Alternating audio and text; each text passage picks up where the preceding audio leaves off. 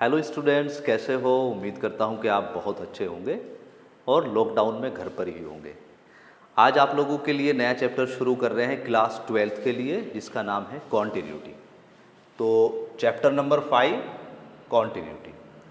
और आपने इस हो सकता है स्टार्ट कर दिया हो या हो सकता है आपने ये स्टार्ट नहीं किया हो। ठीक है, तो सबसे पहले एक छोटी सी बात बता देता हूँ कि कॉन्टिन्यूटी किसे बोलते हैं। कोई भी चीज़ जो लगातार चल रही है, जो बिना ब्रेक के हो, जो जंप ना करे, उसे हम कॉन्टिन्यूटी बोल देते हैं या कॉन्टिन्यूअस फंक्शन बोल देते हैं या कॉन्टिन्यूअस चीज़ बोल देते हैं कोई भी। ओके, नॉर्मली क्या करेंगे, ग्राफ पर सारी चीज़ें यहाँ पर होने वाली। हल्की सी डेफिनेशन बताता हूँ, जैसे कि मेरे पास एक ग्राफ ऐसे करके बना और ये चला गया।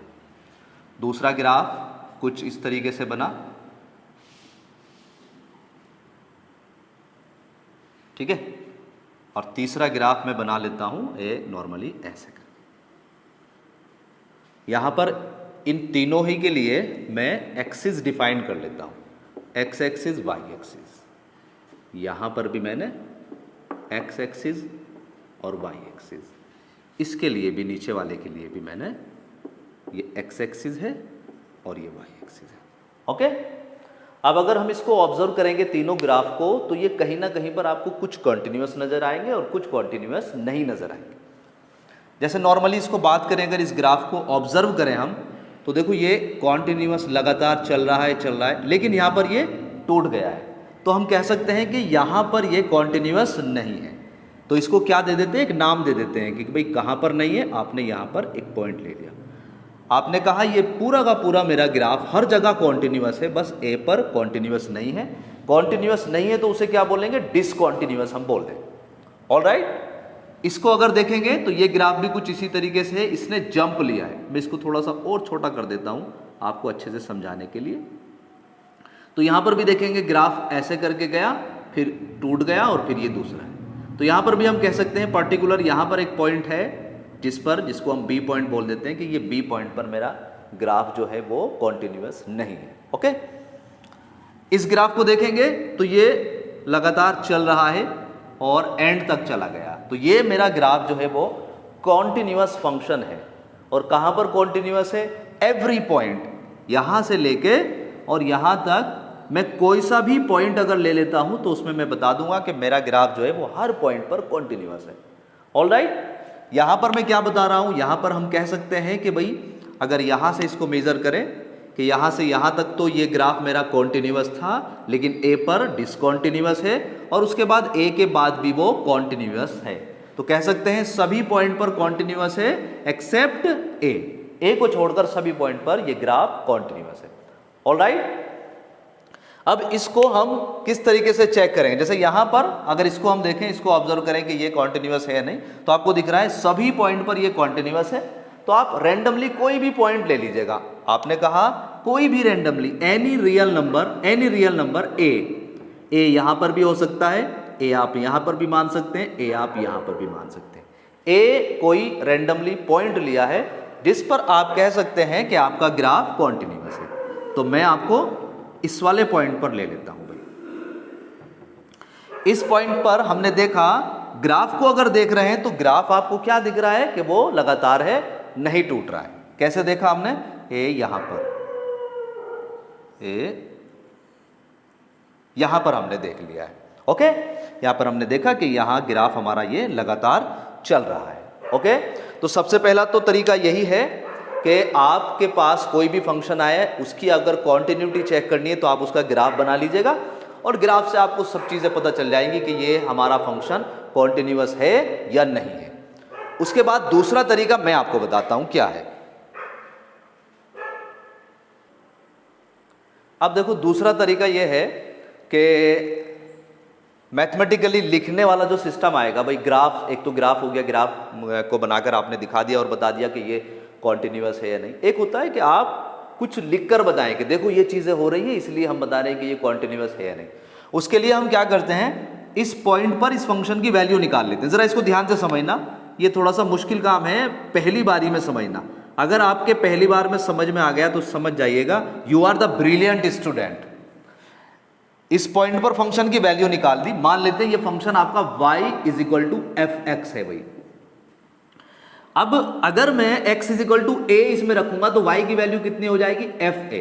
तो ये वाली वैल्यू कितनी आ गई हमारी, एफ ए आ गई है इस पॉइंट पर फंक्शन की वैल्यू। ओके, मुझे देखना है कि यहां से ये नहीं टूट रहा है, तो उसके लिए हम क्या करते हैं, इसकी राइट हैंड लिमिट, इसके बराबर में एक छोटा सा पॉइंट तोड़ लेते हैं और उस पर इसकी वैल्यू निकाल लेते हैं। इसी तरीके से लेफ्ट में एक पॉइंट ले लेते हैं, उस पर भी इसकी वैल्यू निकाल लेते हैं। जैसे आपको 11th क्लास में आपको याद होगा, लिमिट वाला जो चैप्टर हमने किया था, लेफ्ट हैंड लिमिट और राइट हैंड लिमिट के लिमिट कब एग्जिस्ट होती है, कि जब लेफ्ट हैंड लिमिट और राइट हैंड लिमिट दोनों बराबर होती हैं।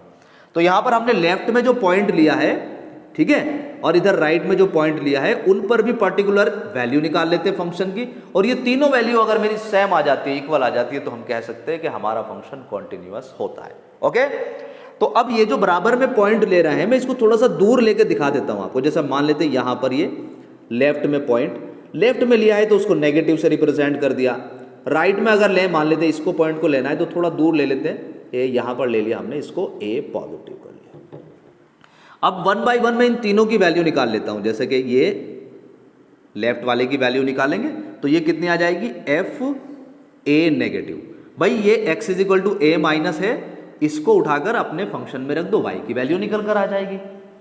इसी तरह से ये वाली जो वैल्यू है, इसको भी उठाकर कहां पर रखो आप, फंक्शन में रख दो, तो आप देखेंगे कि इसकी वैल्यू, y की वैल्यू निकाल ले, a यहीं पर तो निकालते हैं भाई, ये x हो गया और y कहां पर आएगा, y ऐसे करके इधर आ जाएगा भाई। ओके, तो इसको मैं यहीं पर लिख रहा हूं एफ ए पॉजिटिव, और ये क्या है, एफ ए।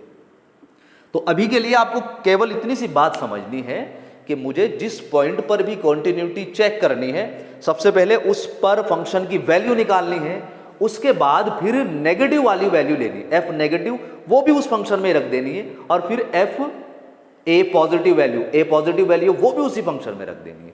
कुल मिलाकर ये जो ए, फिर उसके बाद नेगेटिव और उसके बाद पॉजिटिव, ये तीनों वैल्यू पर मैंने फंक्शन की वैल्यू निकाल ली। अब फंक्शन अगर कॉन्टिन्यूअस होगा तो ये तीनों वैल्यू बराबर होनी चाहिए। ओके, तो कॉन्टिन्यूटी की डेफिनेशन क्या बोल रही है कि जो लेफ्ट में है, लेफ्ट को क्या बोलेंगे, लेफ्ट हैंड लिमिट, राइट को क्या बोलेंगे, राइट हैंड लिमिट, और उस पॉइंट पर फंक्शन की वैल्यू, ये तीनों बराबर होनी चाहिए। ठीक है, तो left hand limit is equal to right hand limit is equal to उस फंक्शन पर, उस पॉइंट पर फंक्शन की वैल्यू। ये कॉन्टिन्यूटी की सिंपल सी डेफिनेशन है। उम्मीद करता हूं कि आपको ये अच्छे से समझ में आ गई होगी। नहीं समझ में आई है, कोई प्रॉब्लम नहीं है, कोई घबराने वाली बात नहीं है। आप मुझे कमेंट करें, कमेंट करके बताएं कि सर ये चीज़ मुझे समझ में नहीं आई। नेक्स्ट वीडियो में ही बताऊंगा। अभी अभी एक्सरसाइज भी कराऊंगा, एक्सरसाइज के क्वेश्चन कराऊंगा। एक बार और रिपीट करता हूं कि किसी भी फंक्शन की कॉन्टिन्यूटी चेक करने के लिए पहले उस पॉइंट पर फंक्शन की वैल्यू निकाल लो, फिर लेफ्ट हैंड लिमिट निकालो, फिर राइट हैंड लिमिट निकालो। अगर तीनों वैल्यू बराबर आ रही हैं तो फंक्शन आपका कॉन्टिन्यूअस होगा, अदरवाइज कॉन्टिन्यूअस नहीं होगा। ओके, अब यहां पर मैं एक चीज और समझाता हूं आपको, जो थोड़ी सी आपके लिए मुश्किल भरी हो सकती है, लेकिन उम्मीद करता हूं कि समझ में जरूर आएगी। मान लेते हैं जैसे ये ए पॉइंट आपकी यहां से यहां तक की डिस्टेंस है, जरा ध्यान से देखना भाई, यहां से यहां तक की ये ए डिस्टेंस है, और अगर मैं यहां ये डिस्टेंस केवल h मान लूं, बहुत छोटी सी डिस्टेंस, h बहुत छोटा सा मान लिया मैंने, क्योंकि मैं यहां पर है भाई ये a नेगेटिव, तो इसको मैं छोटी सी डिस्टेंस मान लूं, तो कुल मिलाकर ये पॉइंट जो है मेरे पास, वो इस टोटल a में से इस h को माइनस करके ये रह जाएगा। एक बार और समझो, ये वाली वैल्यू का मतलब क्या होगा, टोटल a में से इस h को माइनस कर देना। ठीक है, तो ये वैल्यू मेरे पास a माइनस h, और ये वाली, इसको भी मैं थोड़ी देर के लिए h मान लूं, छोटी सी क्वांटिटी, तो यहां से यहां तक तो a है, और फिर ये h और हो गया, h और जुड़ गया इसके अंदर, तो ये वाला जो पॉइंट है आपका वो a प्लस h हो गया। ठीक है, या तो आप इसको बोल दो a नेगेटिव, या बोल दो a माइनस h, या तो बोल दो a पॉजिटिव, या बोल दो a प्लस h, एक ही बात है। तो कुल मिलाकर मैं इसको लेफ्ट हैंड लिमिट को क्या बोल सकता हूं, इसको मैं बोल सकता हूं भाई कि a नेगेटिव पर फंक्शन की वैल्यू, राइट हैंड लिमिट को, राइट हैंड लिमिट जो है ये a पॉजिटिव पर फंक्शन की वैल्यू, और एफ ए। ठीक है, या तो ये लिख लो, उसके बाद ये लिख लो आप। अब इसके बाद की बात क्या है आपकी, तीसरी चीज मैंने बताई है, तीसरी चीज कि इसको हम क्या बोल सकते हैं, इस a नेगेटिव को a माइनस एच, तो हम ये भी कह सकते हैं कि एफ a माइनस एच पर वैल्यू, या इधर एफ a प्लस एच पर वैल्यू, और इधर एफ a पर वैल्यू। ये 3 है कॉन्टिन्यूटी। अगर आपको देखना है कि किसी भी पॉइंट पर मान लेते हैं x इज इक्वल टू ए पर आपको कॉन्टिन्यूटी चेक करनी है, तो हम क्या करेंगे, उस ए पॉइंट पर left hand limit, right hand limit और फंक्शन की वैल्यू निकालेंगे, और अगर ये तीनों इक्वल आ जाती हैं तो हम बोलेंगे कि वो फंक्शन क्या है, हमारा कॉन्टिन्यूअस होगा। एक्सरसाइज का 2 क्वेश्चन मैं आपको कराता हूँ और आगे आप खुद कर लेंगे भाई। देखो एक्सरसाइज 5.1 का पहला क्वेश्चन। आगे आगे धीरे धीरे बहुत सारी बातें आएंगी जो मैं आपको सीधे सीधे बताऊंगा। स्क्रीनशॉट लो, नोट करो और आगे बढ़ो।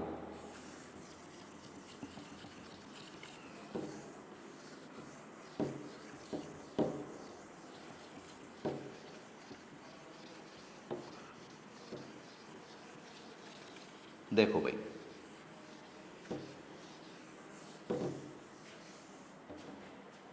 फर्स्ट क्वेश्चन है आपका एक्सरसाइज 5.1 का।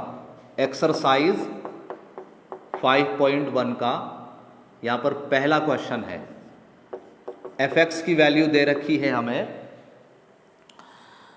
5x माइनस 3, 5x माइनस 3, और उसने कहा है कि कॉन्टिन्यूटी चेक करो x इज इक्वल टू 0 पर।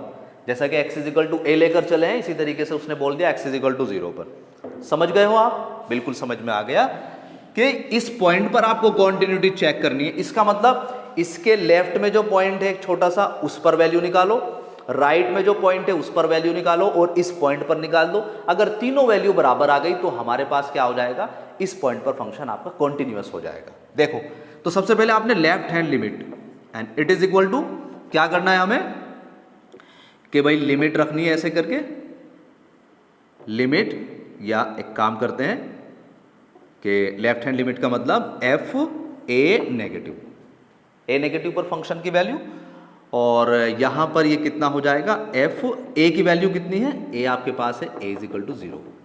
ठीक है, एक्स इज इक्वल टू 0 पर वैल्यू निकाल लें, इसका मतलब ए इज इक्वल टू यहां पर 0 हो गया। तो इसका मतलब ए 0 नेगेटिव पर आपको फंक्शन की वैल्यू निकालनी है। अब यहां पर क्या है कि एफ नेगेटिव जो है,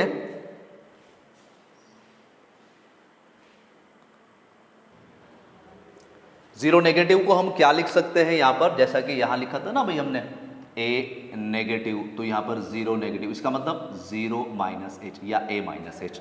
तो यहां पर इसको लिख लेते हैं एफ 0 माइनस एच करके। ओके, और ये जो एच है, एच जो लिया था हमने क्या था, वो जो अभी देखा होगा आपने ग्राफ में जो था, वो यहां पर ये ए था, यहाँ पर ए नेगेटिव, ये एच बहुत ही छोटी सी क्वांटिटी है, मतलब ए के बिल्कुल बराबर में ये पॉइंट ले रखा है हमने। इसका मतलब यहाँ पर हम ये लिमिट लगा देते हैं h टेंड्स टू 0। देखो ये चीज़ें जो है ना हमने 11th क्लास में बहुत अच्छे से डिस्कस कर रखी है। ठीक है, तो हल्का सा रिपीट करना कि हाँ लिमिट में क्या क्या चीज़ें हमने पढ़ी हुई हैं। अब यहाँ पर इसकी वैल्यू रख दीजिएगा and it is equal to limit h tends to 0, और ये हो जाएगा भाई 0 में से h को घटाएंगे तो f माइनस के h ही आ जाएगा and it is equal to, इसको सॉल्व कर लीजिएगा आप, h tends to 0, f minus H की वैल्यू देखो, fx की वैल्यू तो ये है, अगर यहाँ पर x की जगह आपने माइनस का h रख दिया तो कितना हो जाएगा भाई 5 माइनस का h एंड माइनस के 3। ओके, यहाँ पर इसकी मल्टीप्लाई कर दो और यहाँ पर h इज इक्वल टू 0 रख दीजिएगा, तो ये तो h 0 रखेंगे, 5 में इसकी मल्टीप्लाई हो जाएगी तो ये तो 0 हो जाएगा, तो फाइनली आपको माइनस के 3 आ जाएगा। तो लेफ्ट हैंड लिमिट जो है हमारे पास कितनी आ गई है, माइनस के 3 आ गई है। इसी तरीके से हम राइट हैंड लिमिट निकाल लेते हैं। राइट हैंड लिमिट वो कितनी हो जाएगी, वो हो जाएगी एफ ए पॉजिटिव, या इसको कह सकते हैं एफ 0 पर है भाई, ए तो हमारे पास 0 है, एफ 0 पॉजिटिव, या इसको कह सकते हैं एफ 0 प्लस एच। देखो यहां पर जैसे कि एफ ए प्लस है तो इसको हमने क्या बोला, ए प्लस एच। ओके, और h क्या है हमारे पास, बहुत छोटी सी क्वांटिटी, तो यहाँ पर बहुत छोटी सी क्वांटिटी, छोटी सी है तो इसका मतलब वो टेंस टू 0 मान लो कि लगभग 0 के बराबर है। ठीक है, h जो है वो क्या है, लगभग 0 के बराबर है, h जो है वो लगभग 0 के बराबर है। इसकी वैल्यू कितनी हो गई, limit h tends to 0 on F H. Direct value रखो, fx की वैल्यू 5x माइनस 3 है, यहाँ पर h रखा तो ये कितनी हो गई भाई, लिमिट h टेंस टू 0 और ये 5h minus 3, 5h minus 3 and it is equal to, अब क्या करें, लिमिट पुट कर देते हैं, यहाँ पर ये h 0 5 इंटू 0 0 माइनस के 3, तो हम देख रहे हैं कि लेफ्ट हैंड लिमिट भी -3, राइट हैंड लिमिट भी -3। अब डायरेक्ट उस पॉइंट पर फंक्शन की वैल्यू निकाल लो। तो यहां पर हम डायरेक्ट उस पॉइंट पर भी फंक्शन की वैल्यू निकाल लेते हैं। पॉइंट क्या है हमारे पास भाई, एफ ए की वैल्यू कितनी है हमारे पास, and it is equal to F A कितना है भाई हमारे पास, ए है हमारे पास 0, तो f0 की वैल्यू यहां से निकाल लो भाई, 0 रखेंगे तो यहां पर 0 आ गया, तो कुल मिलाकर कितना आ जाएगा 5 × 0 -3, आंसर। अब हम क्या देख रहे हैं, हम देख रहे हैं कि लेफ्ट हैंड लिमिट भी -3 आई, राइट हैंड लिमिट भी -3 आ गई, और उस पॉइंट पर फंक्शन की वैल्यू भी -3 आ गई। तो कह सकते हैं तीनों वैल्यू बराबर है, तो उस पॉइंट पर फंक्शन क्या है आपका, कॉन्टिन्यूअस हो गया है। तो हैंस करके लिख दीजिएगा, hence fx is equal to 5x - 3 is continuous at x is equal to 0। ठीक है, इसी तरीके से आप अगला क्वेश्चन जो है, जो इसका नेक्स्ट पार्ट है वो भी आप कर लेंगे। इसी फंक्शन को x इज इक्वल टू -3 पर बताओ कि वो कॉन्टिन्यूअस है या नहीं।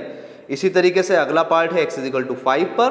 क्वेश्चन नंबर 1, 2, 3 क्वेश्चन आपके होमवर्क में है, वर्क कंप्लीट करो और आप मुझे व्हाट्सएप ग्रुप पर सेंड कर दीजिएगा। ठीक है, आज की वीडियो में इतना ही। अपना ख्याल रखिएगा, घर पर रहें, सेफ रहें, बाय बाय।